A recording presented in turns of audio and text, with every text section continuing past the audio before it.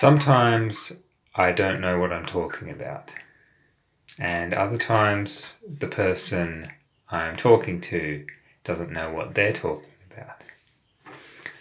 So I'm just going to give some examples of things where I know what I'm talking about because I've been there. I've seen both ways. Okay?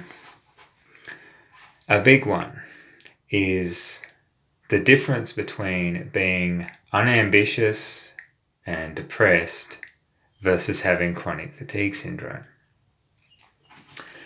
You call it what you want, being unmotivated, being lazy, whatever you want to call that mode of life.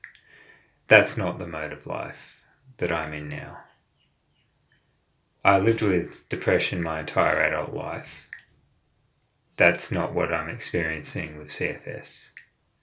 I basically wasted my 20s based on mindset issues, lack of ambition, not making the most of life. And it was after I got over that and started making positive changes that then I got this medical condition, which brought me to my knees and hasn't stopped kicking me while I'm down since. So I know the difference. So if you're just assuming because it's all that you've experienced that that's what's happening with me and my supposed chronic fatigue syndrome, you are mistaken. I know what you know, but you don't know what I know. Okay?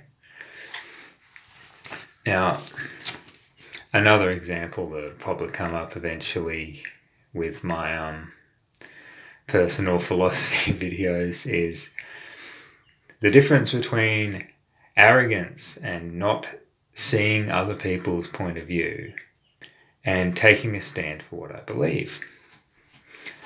And the truth is, I've been unable to see other people's point of view and arrogant enough times in my life, and I've noticed it enough times and put enough effort into being able to be empathetic and see what other people are thinking that I actually have a pretty good chance of discerning the difference.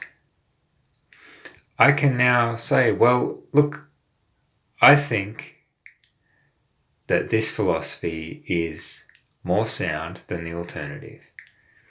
And I can't let people just bully me out of saying it because I know they're going to just use lazy arguments like you're arrogant or you just don't see anyone else's point of view. And the same would be the case if I didn't pussyfoot around enough for somebody.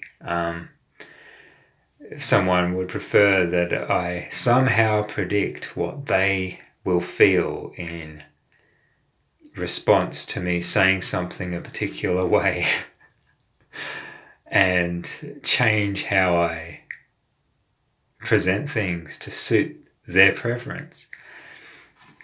I was, when I was younger, hostile, mean, and insulting.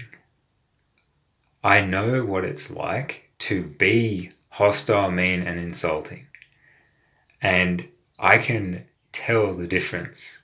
I know how much work went into improving, and I know how far I'm willing to go, and I've got a pretty good idea of what's my problem and what's your problem.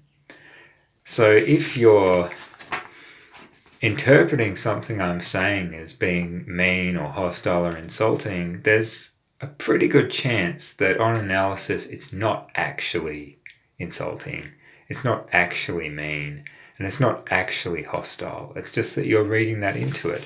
And what I'm doing is being direct, as is my preference and my right, and assertive.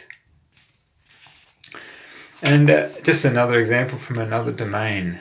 Like when I was younger, like a very young adult, I had a kind of casual prejudice against people who were polyamorous, had non-exclusive serious relationships.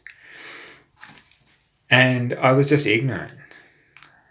I was just going on cultural assumptions.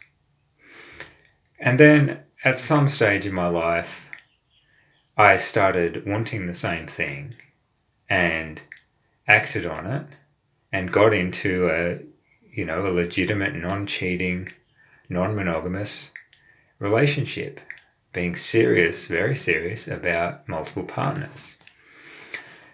So if I now turn around and start saying toxic things, not saying toxic things, but saying that things are toxic about some aspect of polyamorous culture, or there's some,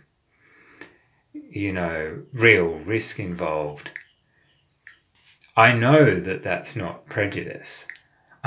I know that that's not ignorance, because I've been there enough to have an informed opinion. That's a judgment based on experience, not a prejudice based on bigotry. So these are just examples of the general theme, which is it's possible that something I say may be something that I know about and you don't actually really know about, where either you've never been where I am now, or maybe sometimes you've never been where I was before, but unless you've got both perspectives, or you've got greater experience than me in some area, then you've really got no solid ground to stand on. Like giving me your uninformed opinion in contradiction to my own.